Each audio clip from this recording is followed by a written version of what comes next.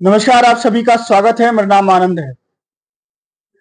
बीते दिनों बहराइच में जो दंगा हुआ 13 अक्टूबर को, दुर्गा पूजन के बाद मूर्ति विसर्जन के दौरान जब मूर्ति लेकर के मुस्लिम मोहल्ले से जब लोग निकल रहे थे, तो ऐसा खबरें आ रही हैं, ऐसी तमाम तस्वीरें आई कि डीजे पर तमाम वो गाने बजे जिससे किसी की भावनाएं आहत हो जाएं या किसी को भड़काने वाली बात लग जाए। उसके बाद से वो भी तस्वीरें आई कि गोपाल मिश्रा छत पर चढ़ करके, मुस्लिम का घर होता है उसके छत पर चढ़ करके जिस तरह से वो एक समुदाय के एक धर्म के प्रतीक झंडे को निकाल करके दूसरे धर्म के झंडे को वहां पर लगाते हैं। कहाँ तक सही है, कहाँ तक गलत है? दंगा क्यों हुआ? दंगे में वो लोग मारे गए, क्यों मारे गए? कितना नुकसान हुआ? पब्लिक प्रॉपर्टी का नुकसान हुआ? दंगे के पीछे की कहानी क्या है? क्यों आजकल दंगा होने में समय नहीं लगता है? उन्हीं तमाम मुद्दों पर बातचीत करने के लिए मेरे साथ एडवोकेट प्रदीप यादव मौजूद हैं, जो समाजवादी पार्टी के अधिवक्ता सभा के पूर्व प्रदेश अध्यक्ष हैं, वर्तमान में राष्ट्रीय सचिव है समाजवादी पार्टी के, और बहराइच से हैं। सबसे बड़ी बात है कि बहराइच के बाशिंदे हैं। इनसे बात करेंगे आज कि ये क्या देखते हैं, बहराइच होकर के आए हैं, क्या बात हुई लोगों से, तमाम मुद्दों पर बात करेंगे। जुड़े रहेगा, वीडियो में पूरी चर्चा होगी, पूरी बातचीत होगी कि आखिर देश में कानून व्यवस्था कैसी है और दंगे इतनी जल्दी भड़कते क्यों हैं, और लोगों के पास इतना समय है कि दंगों में अपनी जान माल को भी वो परवाह नहीं करते हैं। स्वागत है।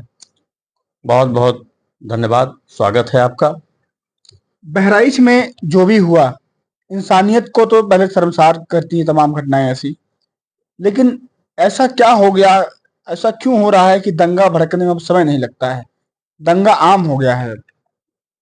ये मुझे समझ नहीं आ रहा कि बहराइच के महासी महाराजगंज में ही हिंदुत्व इतना उबाल क्यों ले रहा है, इसको इस घटना को इतना तूल क्यों दिया जा रहा है, जबकि घटनाएं इससे पहले भी हुई हैं। ब्राह्मणों की बड़े पैमाने पर इससे पहले भी हत्या हुई है, अन्य तथाकथित हिंदुओं की भी बहुत बड़े पैमाने पर हत्या हुई है, तब किसी का खून उबाल नहीं लिया।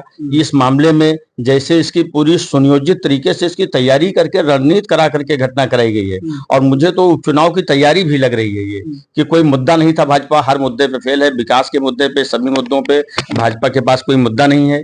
मैं ये पूछना चाहता हूं लोगों से जो इस घटना को सबसे ज्यादा हवा दे रहे हैं कि जब विकास दुबे की गाड़ी पलटाई गई तब ये कहाँ थे हिंदूवादी ब्राह्मणवादी नेता? जब पुष्पेंद्र तिवारी की हत्या की गई, जब कमलेश तिवारी की हत्या की गई, जब सुल्तानपुर में घनश्याम तिवारी की हत्या की गई, जब मड़ौली, कानपुर के मड़ौली गांव में जब माँ बेटी की जलाकर हत्या कर दी गई, उसमें झुलस के मर गए, तब इन लोगों का क्यों अस्तित्व नहीं जागा? तब इन लोगों ने क्यों इतनी आवाज नहीं उठाई? तो इस घटना में ही क्यों इतना लोग तड़प रहे हैं इससे ज्यादा, और इससे माहौल खराब कर रहे हैं? ये सुनियोजित साजिश लग रही है मुझे तो इसके पीछे।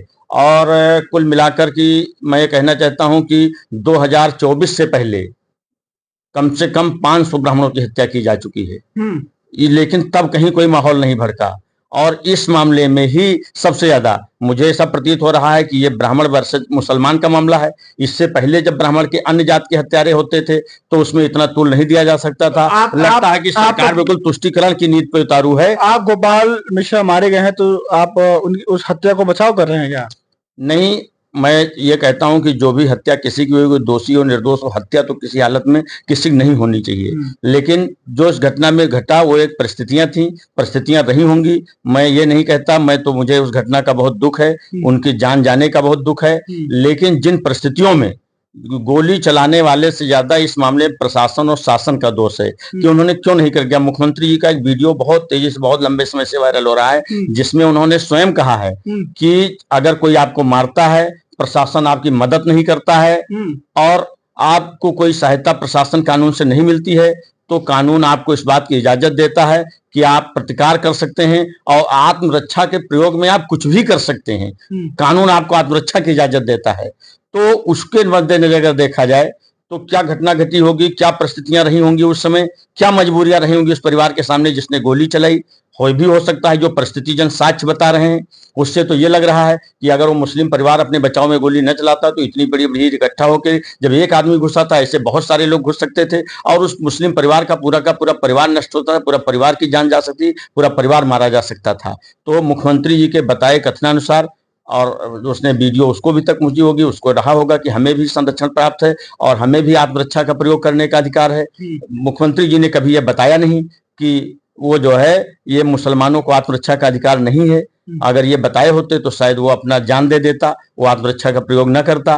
तो कुल मिला मुसलमान राजनीति करने का बहुत बड़ा माध्यम बन गया क्या कि अगर राजनीति आपको चमकानी है, राजनीति नहीं चमक रही है तो मुसलमान को सामने लाओ, हिंदू मुसलमान के किसी एजेंडे को सामने लाओ, आपकी राजनीति चमक जाएगी।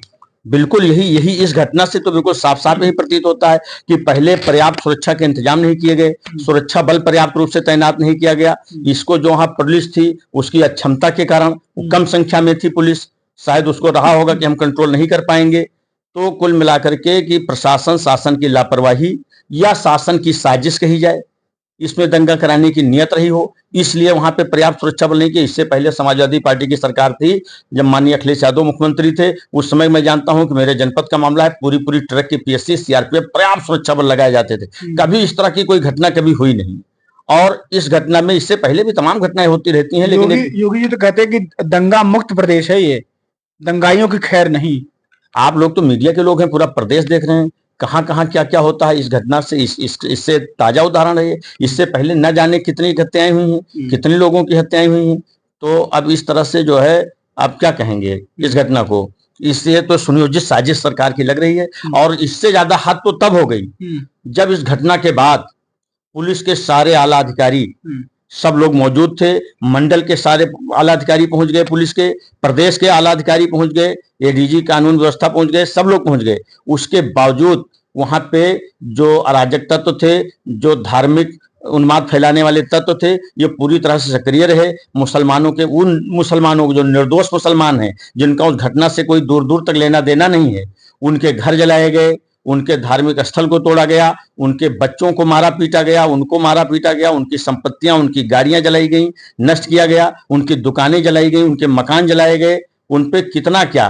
तो कम से कम ये बहुत ही शर्मनाक घटना हुई है। उसके बाद भी जो हुआ है, प्रशासन चाहता तो इस पे काबू कर सकता था, लेकिन लगता है कि प्रशासन की मंशा ही कुछ और थी। इतनी सारी व्यवस्था के बाद में कैसे सब भड़कता रहा, इतना नुकसान क्यों होता रहा। और मुख्यमंत्री जी ने, अगर देखा जाए कानून, वो अगर अपनी बात पे अमल करें और अटल रहें, तो जैसा उन्होंने आत्मरक्षा का बयान दिया था, तो उसमें तो इस परिवार पे पैर पे गोली मरवाने छोड़िए, वो जिनको ये दोषी बता रहे हैं उनको तो एफआईआर तक नहीं होनी चाहिए था। अगर मुख्यमंत्री अपने बयान पे अमल करें और अटल रहें तो। ऐसा क्या हो गया गोपाल मिश्रा को कि वो उसको भगवा फहराने का, भगवा लहराने का इतना जुनून कहाँ से चढ़ गया उस 22 साल के नौजवान को कि किसी के जो वहां के वो जो भड़काऊ वीडियो वहां गाने चल रहे थे, मुख्यमंत्री जी का वीडियो स्वयं एक बहुत बड़ा वीडियो है अपने आप में, जो उन्होंने बहुत पहले से बयान दे रखा है कि आप हाथ पे हाथ धरे नहीं बैठ सकते हैं, कानून आपको आत्मरक्षा की इजाजत देता है, आप कुछ भी कर सकते हैं। जब कुछ भी करने की बात आ गई, इस तरह की बात, और फिर इतने मतलब संदीप शर्मा जैसे लोग इस तरह के गाने लिखे हैं, इस तरह की म्यूजिक बजाई जाती है, जिस तरह की धुन होगी उसी तरह का लोग काम करेंगे, उसी तरह के जज्बात। तो भारतीय जनता पार्टी संघ परिवार लंबे समय से वो तुष्टिकरण की राजनीति और जज्बात उधारने पे उतारू है। बीजेपी के शासन में अगर गोपाल मिश्रा पंडित जी मार दिए जाएंगे दंगे में, तो भाई भावनाएं तो हाथ होंगी ना, कार्रवाई तो होगी ना। सभी इंसान हैं, गोपाल मिश्रा के मारे जाने पे ही क्यों, और लोग इतने मारे गए, इतनी घटनाएं हुई, कितने यादव मारे गए, पुष्पेंद्र यादव, और ये समझ लीजिए बादल पटेल, और तमाम सारे लोग, शशि मौर्य उन्नाव में, और मंगेश यादव, प्रेम यादव देवरिया में, इंदल पटेल, इस तरह से, और क्या नाम उनका, प्रजापति अभी हमीरपुर में मारे गए, और समझ लीजिए कि अर्जुन पासी मारे गए हैं, और यहाँ पे अमन गौतम मारे गए, छोटेलाल प्रजापति हमीरपुर में मारे गए। इतने सारे बड़ी संख्या में पिछड़े और दलित मारे गए हैं। क्या इस पे किसी को कभी रोष आया? किसी का हिंदुत्व जागा? किसी की इंसानियत जागी? तो एक घटना को इतना तुल क्यों दिया जा रहा है? क्योंकि इसमें हत्या ब्राह्मण द्वारा हो, मतलब ब्राह्मण की हो गई है और मुसलमान द्वारा हुई है, तो इसलिए इस पे जो है इसको इतना तुल दिया जा रहा है, इस पे राजनीति की जा रही है। ये चुनाव की तैयारी, भाजपा के पास कुछ बचा नहीं है, वो बिल्कुल उस पास कोई मुद्दा नहीं है, और पीडीए जैसे नारे से बहुत परेशान है। पीडीए का दर्द उनके इतना तेज उभर रहा है कि उसका इलाज ढूंढते फिर रहे हैं, और इसका शायद उन्होंने इलाज ढूंढ के निकाला है कि इस घटना से पीडीए का इलाज किया जाए। लेकिन पीडीए के लोग समझदार हैं, समझ रहे हैं, और ऐसा उस पर कुछ होने वाला, सरकार की ये मंशा भी कामयाब नहीं होगी, इससे उनको कोई लाभ नहीं होने वाला है। सिवाय मैं बता दूं कि तमाम ऐसी घटनाएं उत्तर प्रदेश में हुई हैं। बलिया के हेमंत यादव मार दिए जाते हैं, बादल पटेल मार दिए जाते हैं, निशा मौर्य मार दी जाती हैं। अभी फतेहपुर में जो घटना घटी है, प्रिया मौर्य जो सुसाइड करती हैं, उसमें भी कहीं न कहीं छेड़खानी का मामला रहता है, उस पे भी सवाल खड़े नहीं किए जाते हैं। आपके नीतीश मौर्य शिवपुर बनारस में विभत्स हत्या होती है उनकी। हमीरपुर में छोटेलाल प्रजापति की हत्या हो जाती है। इंदल पटेल आपके मारे जाते हैं, हमीरपुर में ही मारे जाते हैं। उसके बाद जितेंद्र यादव नोएडा में एनकाउंटर होता है, फेक एनकाउंटर होता है। आपके पुष्पेंद्र यादव मार दिए जाते हैं। आपके अर्जुन पाशी, रायबरेली के अर्जुन पाशी की हत्या होती है। इसी लखनऊ 4 दिन पहले आपके अमन गौतम नाम के लड़के की संदिग्ध व्यक्तियों में पुलिस उठा के ले आती है, उसकी हत्या हो जाती है। चंद्रशेखर राव वहां पर पहुंचे थे। तमाम ये घटनाएं घटती हैं और इसके पीछे जो आरोपी है, मुख्य तौर से आरोपियों को जात नहीं होती है, लेकिन आजकल जातियां देखनी पड़ती हैं, क्योंकि अगर गोपाल मिश्रा के ऊपर गोपाल मिश्रा की अगर मौत हुई है, हत्या हुई है, मौत हुई है, तो तमाम जो इनकाउंटर्स हो रहे हैं या वो तमाम कार्रवाई में तेजीपन दिख रहा है, तो वही कार्रवाई तेजीपन ये तमाम जो पिछड़े दलितों के जो बच्चे हैं, बेटियां हैं, बहन बेटियां, उनके साथ होता है, क्यों नहीं दिखता है?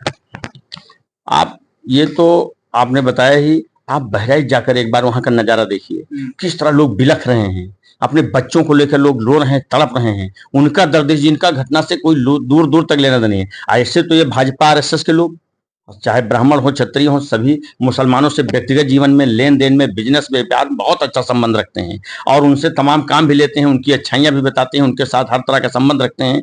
लेकिन उसके बाद जब राजनीति की बात आती है तो इतना दुश्मन नजर आते हैं। इस नजर से देखते हैं कि जैसे उनकी सोच ही बिल्कुल एकाएक बदल जाती है। आप जाइए, जब बहराइच का नजारा देखिए, आप भी, आपके आंसू भी नहीं रुक पाएंगे उस घटना पर, किस तरह लोग बिलख रहे हैं। मुझे तो इस पर बहुत ही मशहूर शायर हैं बशीर बद्र साहब, उनके बहुत ही मशहूर नज्म याद आती है कि लोग टूट जाते हैं एक घर बनाने में और तुम तरस नहीं खाते बस्तियां जलाने में।